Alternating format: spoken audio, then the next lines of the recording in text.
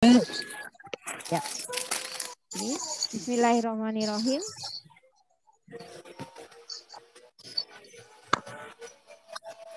Ya, Bismillahirrahmanirrahim. Ya, Bismillahirrahmanirrahim.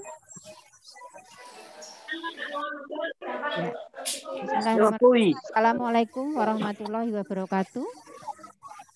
Waalaikumsalam warahmatullahi wabarakatuh. Waalaikumsalam warahmatullahi wabarakatuh. Ya, pembelajaran hari ini akan Budiwantari mulai, yaitu tentang kegiatan ekonomi.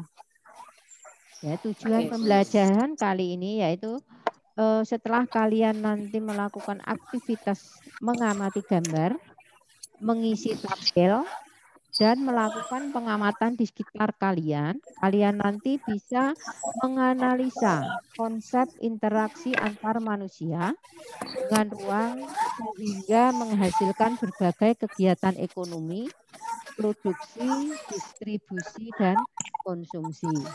Nah, coba perhatikan gambar ini. Kalian bisa melihat gambarnya ini, anak-anak? Bisa. Bisa. Coba. Bisa, Bu. Ya. Coba Lingga, coba apa yang ada di dalam benakmu ketika melihat gambar nomor 1? Gambar nomor 1 ini apa, Lingga? Gambar yang lain mic-nya dimatikan coba, Lingga. Ini gambar apa, Lingga? Gambar orang apa ini? Ada perkebunan sawah. Bagus. Ya, kemudian ini nomor 2. Dan apa? Ada sawah, ada hutan, ya toh? Ya, cukup. Coba si Rehan, Ergi, gambar nomor 2. Gambar nomor 2 yang ada di dalam benakmu apa ini? Ada apa ini? Gambar apa ini? Es krim. Gambar nomor 2. Gambar nomor 2. Toko. Oh iya, toko. Bagus ya. Kemudian Siva, coba Siva, gambar nomor 3. Nomor 3 ini gambar apa? Ya, Siva. Apa ini? Ya. Coba. Ya. Siva, dengar suara saya? Coba Daris. Apa ya ini? Gambar nomor 3 Daris. Buah-buahan, Bu. Oh ya, buah-buahan. Orang beli buah-buahan. Ya, gambar nomor 4 ini apa ini? Gambar nomor 4. Ergi. Ya. Apa? Ergi? Atau Lingga? Coba Lingga apa? Gambar nomor 4. Apa? Nomor 4. Gambar pengantar kardus. Ya, bagus. Pengantar paket. Ya, nomor 5. Gambar nomor 5. Coba gambar nomor 5 apa ini? Orang makan, Bu. Oh ya, orang makan. Orang sedang makan roti. Oh ya, orang sedang makan roti. Ya, kalian sudah mengamati gambar. Ini untuk pembelajaran selanjutnya. Nah, sekarang yang akan kita bahas yaitu tentang kegiatan kebutuhan manusia, kegiatan ekonomi. Kebutuhan manusia pada pertemuan yang lalu sudah kita bahas ya. Kemudian yang akan kita bahas hari ini yaitu tentang kegiatan ekonomi. Manusia untuk memenuhi kebutuhannya itu harus melakukan kegiatan ekonomi. Kegiatan ekonomi itu ada 3, produksi, distribusi, dan konsumsi. Ya. Kemudian, nah ini produksi. Produksi itu apa toh? Ya. Produksi itu kegiatan ekonomi yang menghasilkan dan menambah nilai guna barang. Sedangkan tujuannya itu untuk menghasilkan barang dan jasa, menambah nilai atau kegunaan barang dan jasa, memenuhi kebutuhan sendiri dan orang lain, dan untuk memperoleh keuntungan. Ya. Nah, ini Dari definisi tadi kita dapat menyimpulkan bahwa ya, produksi itu mempunyai nilai guna yang berbeda-beda. Ya, nilai guna hasil produksi itu bisa mempunyai nilai guna tempat. Nah, maksudnya bagaimana? Nah, coba ini Lingga dibaca halaman buku paket halaman 148. Buku paket 148 silahkan dibuka. Bentar dulu. 148 Bu. Ya, coba dibuka. Yang dimaksud dengan nilai guna tempat itu apa? Coba.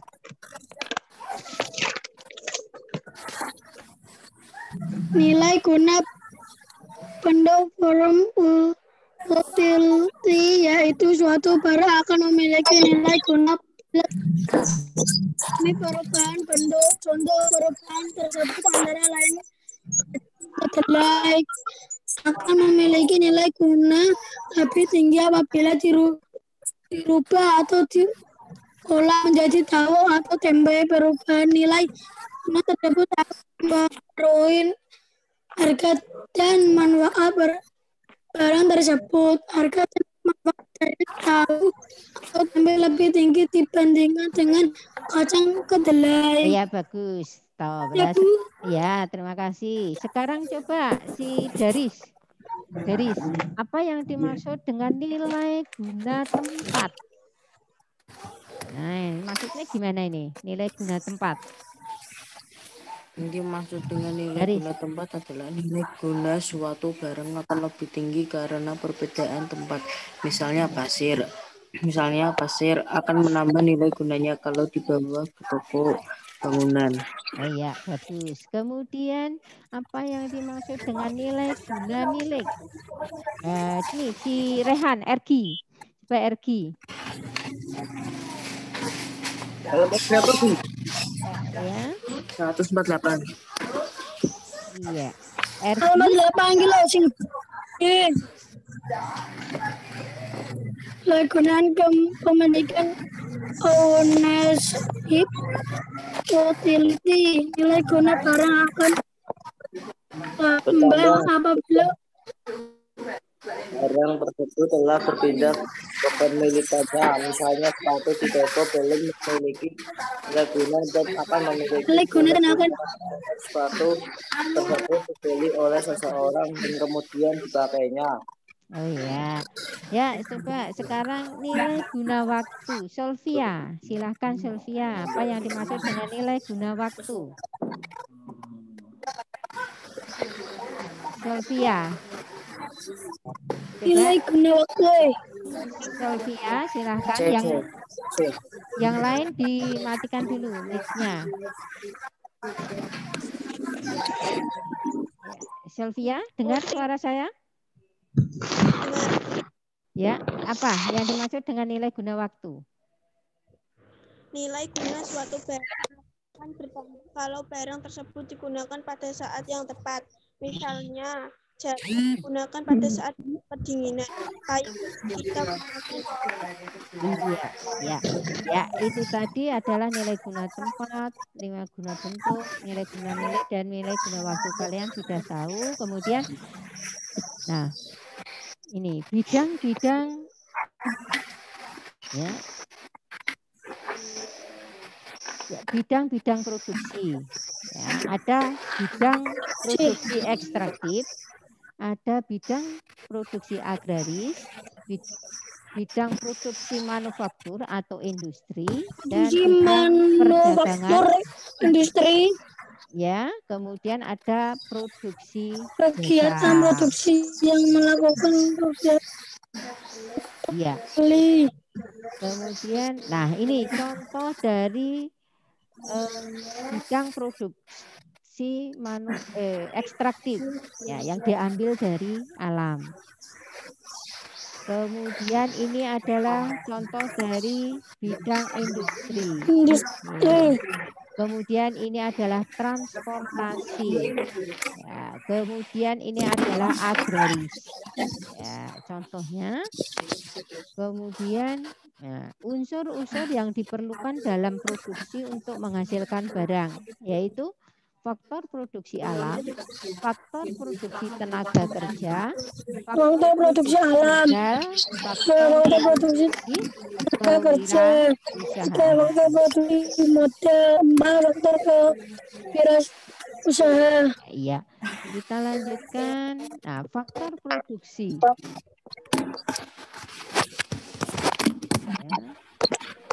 Ya. Nah, faktor produksi alam itu faktor yang sangat penting karena faktor produksi alam ini yang merupakan bahan dasar dari produksi. Contohnya tadi apa? Ada hutan, air, tanah, dan tenaga alam.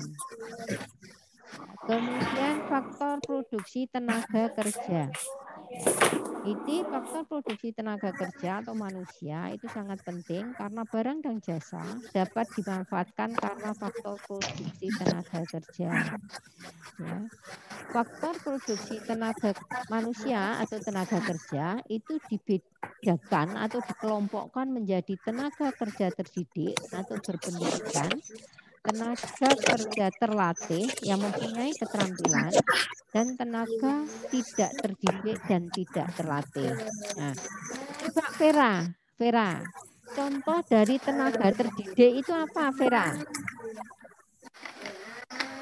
Vera, dengar suara saya? Ya.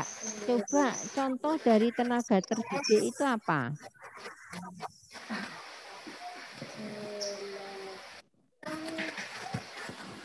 Yang halaman berapa Bu yang mana? Makanya disiapkan bukunya. Ya, itu kan? Udah Bu. Tenaga kerja, coba. Halaman 100. Halaman berapa ya Bu? 151, coba.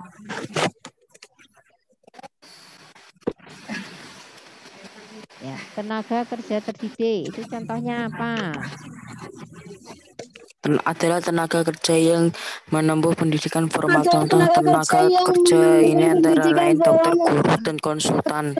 Ya, baik. Ini guru dan konsultasi. Ya, sekarang coba beri tenaga kerja terampil atau terlatih. Ini apa ini? Adalah Tenaga kerja terampil adalah tenaga kerja yang memiliki keterampilan yang terlatih seperti montir, sopir, dan penjahit. Ya, coba sekarang diberi contoh tenaga kerja yang tidak terdidik dan tidak terlatih itu apa? Tukang sapu, tukang sampah, tenaga dan kerja yang bangunan. tidak punya keterampilan seperti tukang sapu, tukang sampah, dan kuli panggung. Ya, itu tadi adalah contoh dari tenaga kerja manusia.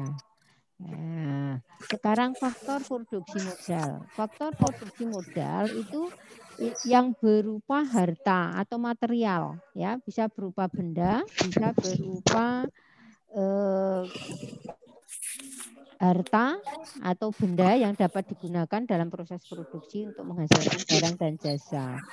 Faktor untuk menghasilkan barang-barang atau jasa lain. Iya. Kemudian faktor produksi wirausaha. Ya, contohnya yaitu keahlian wirausaha. Faktor produksi ini menurut keahlian kewirausaha. Ya, karena keahlian itu dapat menyebabkan turun naiknya ekonomi suatu perusahaan. Contohnya, keahlian wirausaha sebagai technical skill yaitu seseorang yang mempunyai keahlian khusus dalam bidang teknik.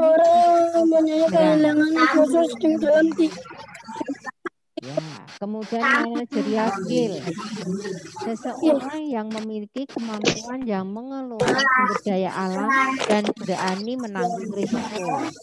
Kemudian organisasi skill, seseorang yang memiliki kemampuan mengatur dan menggerakkan orang dalam organisasinya. Nah, sekarang distribusi. Distribusi yaitu menyalurkan hasil produksi yang berupa barang dan jasa dari produsen ke konsumen. Distribusi sering disebut juga dengan marketing atau pemasaran. Nah,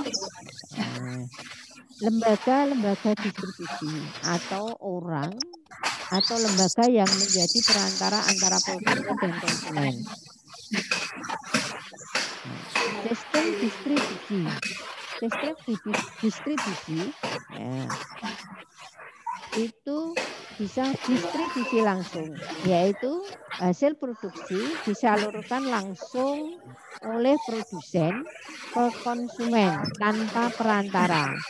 Kemudian distribusi semi langsung, yaitu hasil produksi disalurkan oleh produsen melalui toko milik produsen sendiri.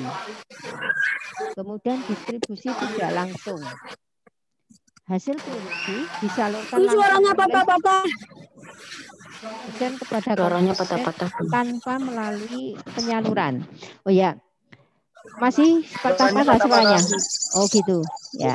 Ini Bu masih patah-patah. Ya, saya ulangi lagi ya. Ini sistem distribusi.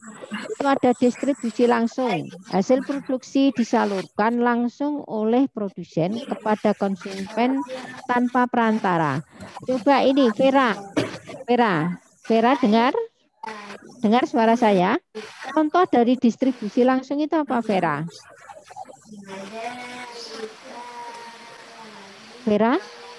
Apa? Contoh dari distribusi langsung? Atau yang lain bisa membantu? Yang lain bisa membantu? Wah, Bentar, Bu. putus-putus. Distribusi langsung. Saya, Bu, contoh Iya. pedagang sate langsung dijual barang Ya. kepada konsumen. Ya, siap. Bagus. Ergi ya, ini tadi ya. Nah. Contoh dari Saya Bu distribusi. Daris Maulana. Daris. Oh ya, bagus. Contoh dari distribusi semi langsung. Apa? Sistem distribusi pabrik tekstil menyalurkan kainnya melalui penyulur khusus. Ya, bagus. Kemudian contoh dari distribusi tidak langsung. Agen grosir pedagang kecil yang tidak bertindak sebagai pedagang perantara. Oh ya, bagus. Ya, kita lanjutkan sekarang. Ya. Kemudian 153. ada 3 golongan lembaga distribusi. Ya, ada pedagang. Ya, pedagang di sini ada pedagang besar, ada pedagang kecil. Nah, coba ada ini contoh dari pedagang kecil. Nah, itu contohnya apa? Coba. Contoh dari pedagang kecil. Contohnya apa? Tukang sate. Tukang sate. Terus apa meneh? Apalagi? Tukang bakso keliling. Oh ya, bisa. Ya, itu contoh dari pedagang kecil. Kemudian ada importer dan eksportir. Ya, apa itu importer? Barang yang diimpor dari luar negeri untuk dijual di dalam negeri. Oh, bagus. Kemudian apa itu Halaman eksportir? Birong Galinda. Ya. Eksportir apa? Nah, barang dari negara kita yang dijual ke negara lain. Iya, bagus. Kemudian ini ada perantara khusus. Perantara khusus itu ada agen. Udah kenal? Ada pernah mendengar istilah maklar? Maklar. Ada komisioner, ya, yang iya, ya ini. Nah, proses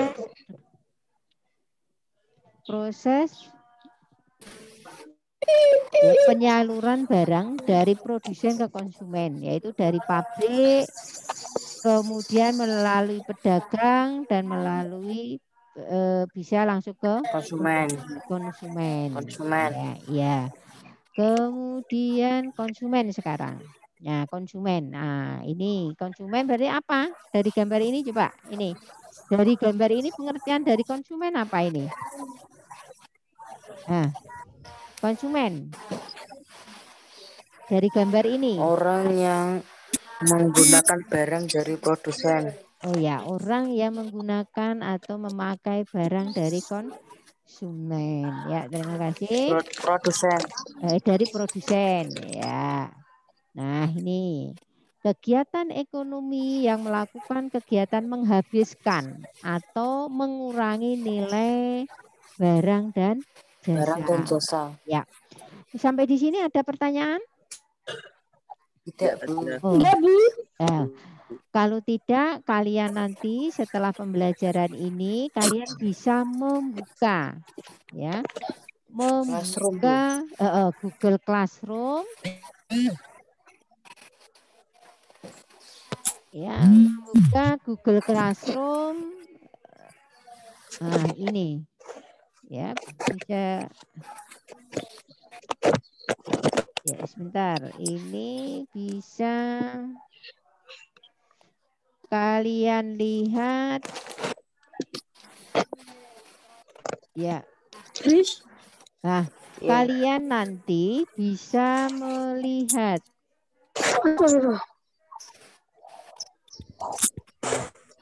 nah, kalian nanti bisa membuka Google Classroom ya. Kalian nanti bisa membuka Google Classroom, kemudian kalian mengerjakan ini ya. Ini di buku tulis kan, Bu? Ya, di buku tulis, kemudian yang nomor nanti 1 di buku tulis atau enggak, Bu? Ya, ini bisa di print. Nah, bisa di print. Tinggal kamu nanti memberi keterangannya, kemudian nanti dikirim di Google Classroom ya. Ini ya. Ya. Nah, kalau di buku tulis bisa enggak, Bu? Bisa ya, bisa. Berarti saya di buku tulis saja ya, Bu? Ya, di buku tulis bisa. Ya. Ya. Ini ya. Untuk pertemuan kali ini akan saya akhiri sampai di sini. Terima kasih kalian telah bergabung, telah berpartisipasi. Saya akhiri. Terima kasih. Assalamualaikum warahmatullahi wabarakatuh.